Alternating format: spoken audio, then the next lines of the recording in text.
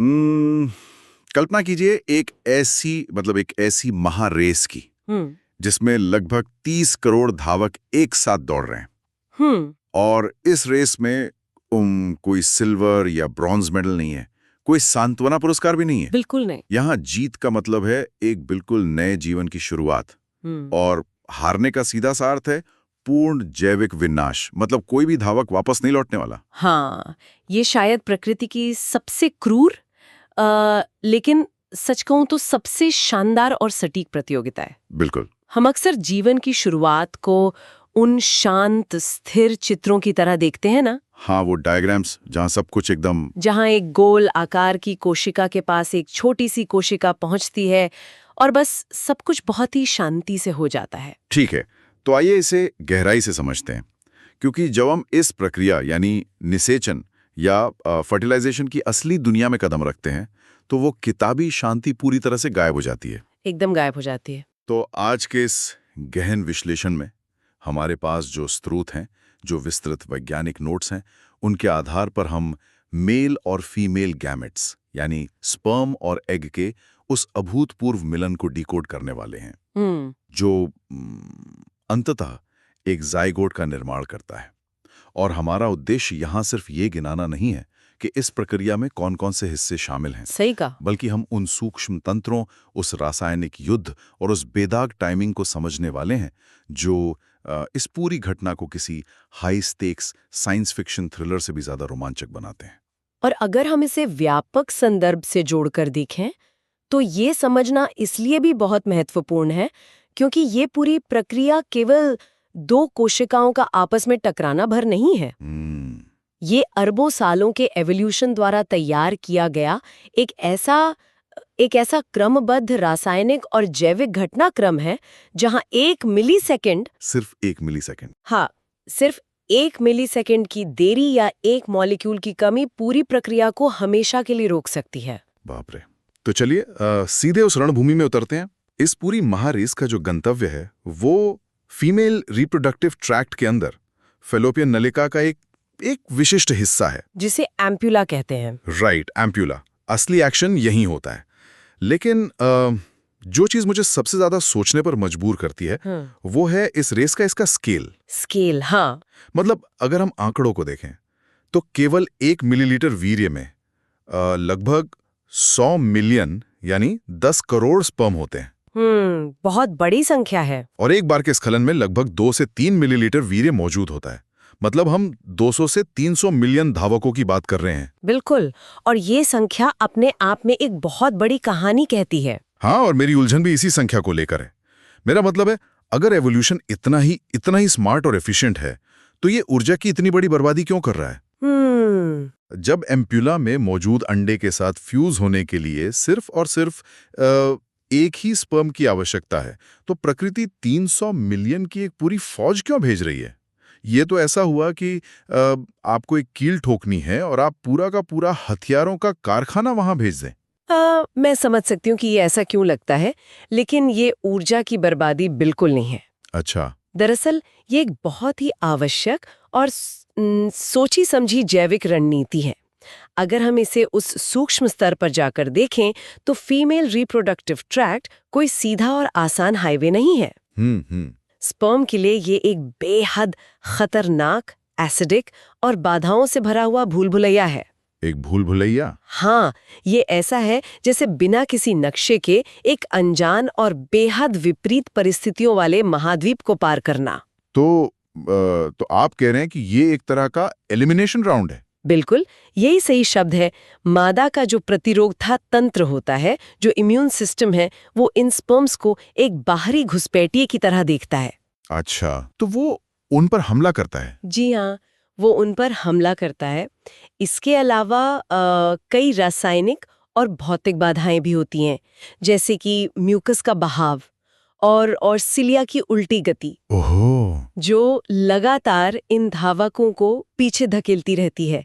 तो इस विशाल दूरी और इन जानलेवा बाधाओं को पार करने के लिए ही इस नंबर गेम की आवश्यकता होती है। आप समझ में आया।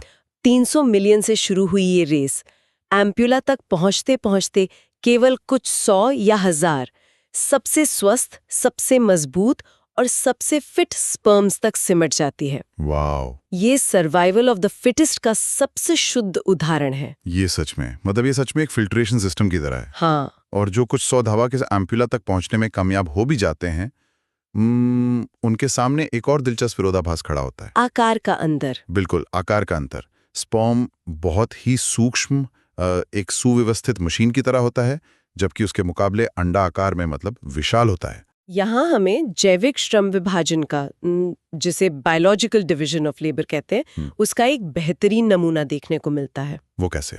देखिए, स्पर्म को एक लंबी और खतरनाक यात्रा करनी होती है ना? हाँ, इसलिए वो अपने पास केवल सबसे जरूरी चीजें रखता है, अपना जेनेटिक पेलोड यानी डीएनए, और तैरने के लिए एक मोटर, मतलब उसकी पूंछ। राइट, एकदम लाइट वेट। बिल्कुल, वो बहुत हल्का होता है ताकि तेजी से आगे बढ़ सके। दूसरी ओर अंडा अपनी जगह पर लगभग स्थिर रहता है।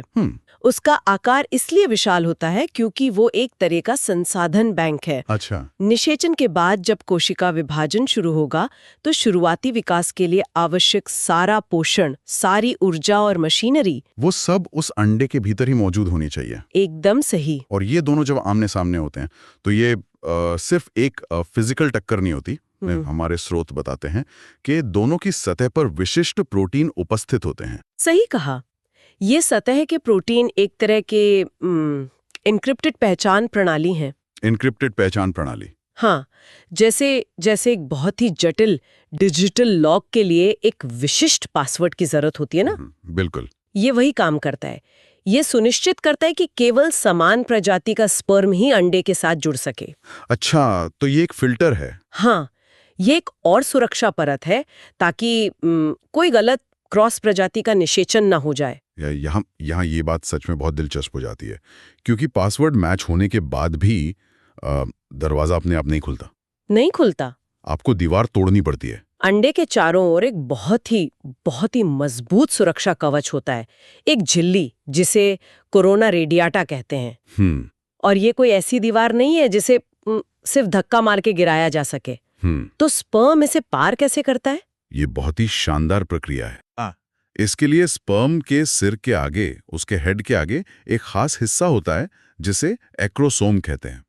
और जैसे ही स्पर्म इस कोरोना रेडिएटा के संपर्क में आता है, वो एक बेहद शक्तिशाली एंजाइम छोड़ता है जिसे हाइल्यूरोनिडेज कहते हैं।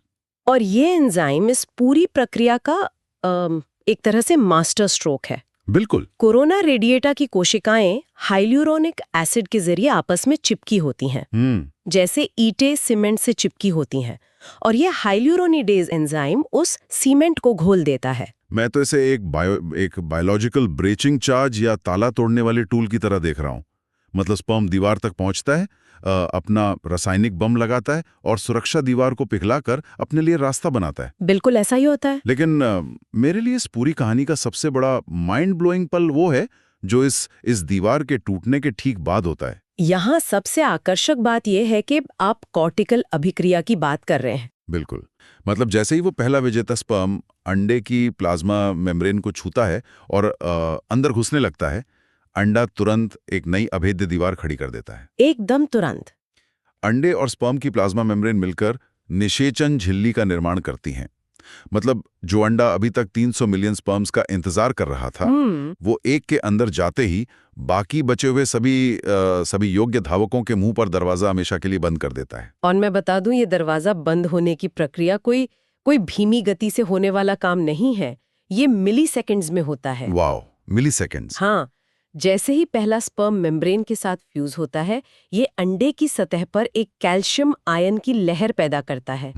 ये लहर एक शॉकवेव की तरह पूरे अंडे में फैलती है, जो सतह के ठीक नीचे मौजूद छोटे छोटे दानों को, जिन्हें कॉर्टिकल ग्रैन्यूल्स कहते हैं, उन्हें फटकर अपना रासायनिक स्राव बाहर निकालने के लिए मजबूर करती है। अच्छा, तो फट जाते हैं।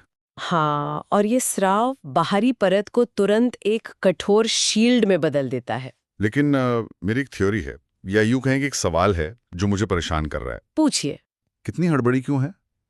मतलब अगर एक स्पर्म के अंदर जाने से आधा डीएनए मिलता है तो क्या ये तार्किक नहीं होगा कि अगर 2 या 3 स्पर्म अंदर आ जाएं तो अंडे को और भी ज्यादा आनुवांशिक सामग्री मिल जाएगी? ये दरवाजा इतनी बेरहमी से क्यों बंद किया जा रहा है कि एक से ज्यादा स्पर्म अंदर आ ही ना सके? क्योंकि अगर ऐसा हुआ तो वो एक पूर्ण जैविक आपदा होगी। आपदा? हाँ, इस स्थिति को हम पॉलीस्पर्मी कहते हैं। आपको ये समझना होगा कि मानव जीवन के निर्माण के लिए 46 गुणसूत्रों का यानी क्रोमोसोम्स का एक सटीक गणित चाहिए। 23 और 23। बिल्कुल, 23 स्पर्म से और 23 अंडे से। अगर एक से ज्यादा स्पर्म अंदर आ गए, मान लीजिए 2 आ गए, तो गुणसूत्रों की संख्या 69 हो जाएगी। ओहो, मतलब पूरा ब्लूप्रिंट ही क्रैश हो जाएगा। एकदम क्रैश हो जाएगा। उस नई कोशिका का जो आंतरिक विभाजन तंत्र है वो पूरी तरह से भ्रमित हो जाएगा कि इन अतिरिक्त गुणसूत्रों को कैसे बांटा जाए। बाप रे। वो कोशिका खुद को ही नष्ट कर लेगी और जीवित नहीं रह सकेगी।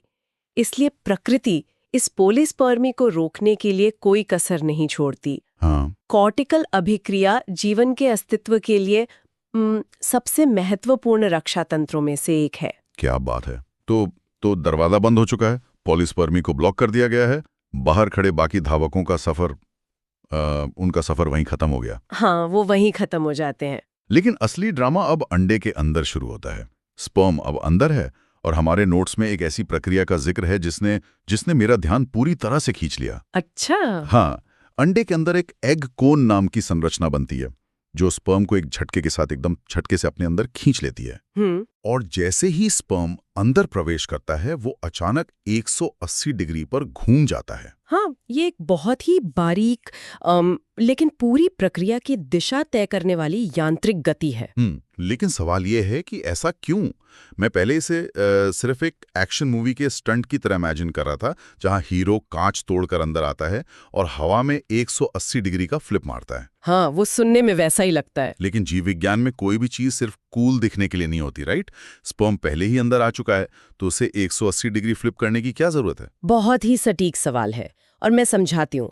ये कोई स्टंट नहीं है बल्कि ये अलाइनमेंट की एक सख्त जरूरत है। अलाइनमेंट? हाँ, स्पर्म के सिर के बिल्कुल पीछे एक संरचना होती है जिसे सेंट्रियोल कहते हैं। इस 180 डिग्री के घुमाव का मुख्य उद्देश्य उस सेंट्रियोल और स्पर्म के न्यूक्लियस को अंडे के न्यूक्लियस की ओर सही दिशा में पॉइंट करना होता है। अच्छा। ये एक डॉकिंग मैकेनिज्म की तरह है ताकि आगे का जो संलयन है वो बिल्कुल सही कोण से हो सके। अद्भुत। ये एकदम अंतरिक्ष यान की डॉकिंग जैसा है।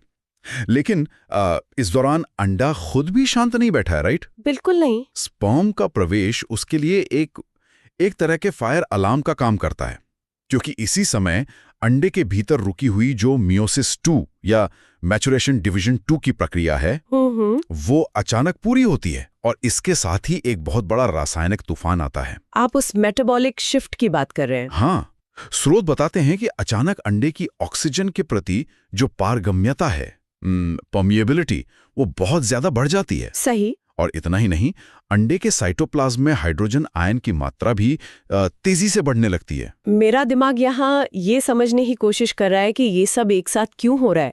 क्या अंडा किसी बड़े धमाके के लिए अपनी ऊर्जा को चरम पर ले जा रहा है? ऊर्जा को चरम पर ले जाना, ये इसे समझने का बिल्कुल सही तरीका है। अच्छा। देखिए, स्पर्म के प्रवेश से ठीक पहले तक अंडा एक तरह की निलंबित या सोती हुई अवस्था में होता है। डॉर्मेंट स्टेट में। हाँ, डॉर्मेंट स्टेट। उसका अपना कोशिका विभाजन यानी मियोसिस 2 बीच में ही रुका हुआ होता है। स्पर्म का प्रवेश उस अलार्म क्लॉक का बटन है जो अंडे को जगाता है। मियोसिस 2 का पूरा होना ये सुनिश्चित करता है कि अंडे का अपना न्यूक्लियस अब स्पर्म के डीएनए से मिलने के लिए पूरी तरह से तैयार है। लेकिन उस ऑक्सीजन और हाइड्रोजन आयनों के स्पाइक का क्या रोल है? ये तो पूरी तरह से केमिकल ओवरड्राइव लग रहा है। क्योंकि अब कोशिका को बहुत ही कम समय में बहुत ज्यादा काम करना है। राइट। ऑक्सीजन का अचानक बढ़ना इसलिए जरूरी है क्योंकि मेटाबॉलिज्म तेज हो जाता है और अंडे को भारी मात्रा में एटीपी यानी सेल्यूलर ऊर्जा की आवश्यकता होती है। हाँ, एटीपी तो ऊर्जा की करेंसी है। बिल्कुल। और ये ऊर्जा आगे के विकास और कोशिका विभाजन के लिए ईंधन का काम करती है। और वो हाइड्रोजन आयन, उनका क्या काम है? वो सबसे दिलचस्प हिस्सा है। जब हाइड्रोजन आयन की मात्रा बदलती है तो वो अंडे के साइटोप्लाज्म का जो पीएच स्तर है उसे बदल देती है। ओके।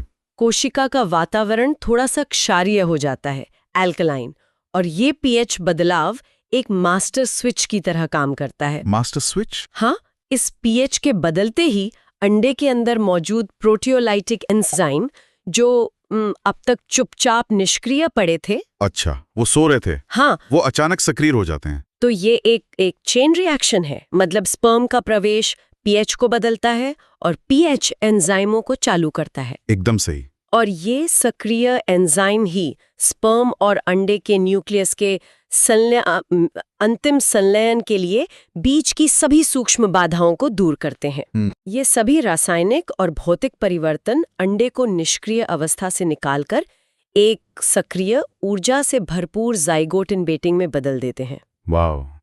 तो इस सब का असल मतलब क्या है? हम उस बिंदु पे पहुंच गए हैं जहां सब कुछ सेट हो चुका है। बिल्कुल। दरवाजा बंद है, पीएच शिफ्ट हो चुका है, ऊर्जा का स्तर चरम पे है और दोनों न्यूक्लियस आमने सामने हैं। अब हम इस पूरी प्रक्रिया के मतलब क्लाइमैक्स पर हैं, अंतिम संलयन। हाँ, द अल्टीमेट फ्यूजन। और यहाँ एक ऐसी बात सामने आती है जो शायद सबसे ज्यादा चौंकाने वाली है। स्पर्म के बचे हुए हिस्सों के बारे में? हाँ, बिल्कुल। इतनी लंबी और खतरनाक यात्रा करने के बाद, उस 300 मिलियन की रेस को जीतने के बाद, अंडे के अंदर स्पर्म का पूरा शरीर काम नहीं आता। उसका अधिकांश हिस्सा बस नष्ट हो जाता है। हाँ। सिर्फ 3 चीजें ही बचती हैं। पहला माइटोकॉन्ड्रिया, दूसरा सेंट्रियोल और तीसरा स्पर्म का न्यूक्लियस। सही। बाकी सब कुछ, उसकी लंबी पूंछ, उसका एक्रोसोम, सब गायब हो जाता है। अगर हम इसे विकास के नजरिए से देखें, एवोल्यूशनरी पर्सपेक्टिव से, तो ये बेहद कुशल और क्रूर भी है। जो चीज अब काम की नहीं है उसे तुरंत हटा दिया जाता है। मुझे ये बिल्कुल किसी डीप स्पेस रॉकेट लॉन्च की तरह लगता है। वो कैसे? मतलब जैसे कोई रॉकेट पृथ्वी के वायुमंडल को पार करते समय अपने अपने भारी बूस्टर्स को एक एक करके पीछे छोड़ता जाता है। बहुत ही अच्छा उदाहरण है। और अंत में सिर्फ वो छोटा सा कैप्सूल जिसमें सबसे जरूरी कार्गो होता है, वो अंतरिक्ष स्टेशन तक पहुंचता है। यहाँ स्पर्म का कार्गो, ये 3 अहम हिस्से हैं। बिल्कुल। और इन तीनों में से जो माइटोकॉन्ड्रिया है, उसके लिए स्रोत में एक बहुत ही शानदार शब्द का इस्तेमाल किया गया है, क्लाउड ऑफ माइटोकॉन्ड्रिया। हाँ, क्लाउड ऑफ माइटोकॉन्ड्रिया। स्पर्म का माइटोकॉन्ड्रिया टूटकर अंडे के साइटोप्लाज्म में फैल जाता है, जिससे माइटोकॉन्ड्रिया का एक बादल छा जाता है। और इससे एक महत्वपूर्ण सवाल उठता है। हमें ये पूछना चाहिए कि प्रकृति ने केवल इन्हीं 3 संरचनाओं को क्यों बचाया? बाकी सब क्यों नष्ट कर दिया? हाँ, मेरा भी यही सवाल है। मतलब अगर हम न्यूक्लियस की बात करें तो वो तो समझ आता है, क्योंकि उसमें डीएनए है। राइट। उसमें पिता का डीएनए है जो नया जेनेटिक कोड बनाएगा। लेकिन माइटोकॉन्ड्रिया और सेंट्रियोल का क्या काम है? अंडे के पास तो अपना खुद का माइटोकॉन्ड्रिया होता ही है ना? होता है, लेकिन वो क्लाउड ऑफ माइटोकॉन्ड्रिया उस नई बनने वाली कोशिका को शुरुआती झटके के लिए, मतलब एक इनिशियल किकस्टार्ट के लिए, एक अतिरिक्त पावर ग्रिड प्रदान करता है। अच्छा। हालांकि मैं बता दूं, बाद में इंसान के शरीर में काम आने वाला सारा माइटोकॉन्ड्रिया उसे उसके माँ से ही मिलता है। ओहो, ये तो बहुत कम लोगों को पता होगा। हाँ, लेकिन सबसे दिलचस्प कहानी उस सेंट्रियोल की है। ऐसा क्या खास है सेंट्रियोल में? देखिए, एक कोशिका को जब 2 हिस्सों में बंटना होता है तो उसे अपने गुणसूत्रों को खींचकर अलग करना पड़ता है। हाँ। इस खिंचाव के लिए एक बहुत ही जटिल मचान की जरूरत होती है, जिसे स्कैफोल्डिंग कहते हैं। अच्छा। और ये सेंट्रियोल ही उस मचान को बनाता है। अंडे के पास अपना खुद का कोई सक्रिय सेंट्रियोल नहीं होता। अरे वाह! वह जेनेटिक मटेरियल तो दे सकता है, लेकिन विभाजन शुरू करने का टूल उसके पास नहीं है। इसलिए स्पर्म को यह उपकरण अपने साथ लाना ही पड़ता है। क्या बात है! जैसे ही स्पर्म अंदर आता है, ये सेंट्रियोल विभक्त होकर कोशिका के दोनों ध्रुवों पर चला जाता है। यह इस बात का स्पष्ट संकेत है कि अब विभाजन की मशीनरी तैयार हो चुकी है। ये तो सच में कमाल है। मतलब अंडे के पास सारा खजाना और ऊर्जा है, लेकिन उस खजाने का ताला खोलने की चाबी, यानी विभाजन शुरू करने का टूल, वो स्पर्म लेकर आता है। एकदम सही। और फिर सबसे अंतिम और सबसे जादुई कदम उठता है। स्पर्म का न्यूक्लियस जो 180 डिग्री घूमकर सही अलाइनमेंट में आ चुका था, वो अंडे के न्यूक्लियस के साथ फ्यूज हो जाता है। और इसी संलयन के साथ युग्मनज या ज़ाइगोट का निर्माण होता है। ये एक पुरानी यात्रा का अंत है और एक बिल्कुल नई यात्रा की शुरुआत। वो पल जहां 2 आधी अधूरी जेनेटिक जानकारियां मिलकर एक पूर्ण नया जीवन बनाती हैं। ये सफर सच में किसी भी साइंस फिक्शन से ज्यादा अविश्वसनीय है। अगर हम इस पूरे महाकाव्य को समेटें तो हमने देखा कि कैसे 300 मिलियन धावकों की एक विशाल जानलेवा रेस शुरू होती है। बिल्कुल। कैसे उस एसिडिक भूलभुलिया को पार करके एक अकेला स्पर्म कोरोना रेडिएटा की उस मजबूत दीवार तक पहुंचता है और एक रासायनिक बम की मदद से रास्ता बनाता है। हाइल्यूरोनिडेज की मदद से, हाँ। राइट। फिर कैसे 1 मिलीसेकंड के अंदर अंडा कैल्शियम की शॉकवेव भेजकर दरवाजा हमेशा के लिए बंद कर देता है ताकि पॉलीस्पर्मी की आपदा को रोका जा सके। और अंदर का वो रासायनिक तूफान। अरे हाँ, अंदर एग कोन का स्पर्म को झटके से खींचना, वो 180 डिग्री का अलाइनमेंट रोटेशन, ऑक्सीजन का अचानक बढ़ना, पीएच का बदलना जिससे एंजाइम सक्रिय होते हैं, और अंततः एक अंतरिक्ष यान की तरह अपने बूस्टर्स को छोड़कर केवल न्यूक्लियस, सेंट्रियोल और माइटोकॉन्ड्रिया का आपस में मिलना, और इस पूरी उथल-पुथल का परिणाम एक सिंगल सेल जाइगोट।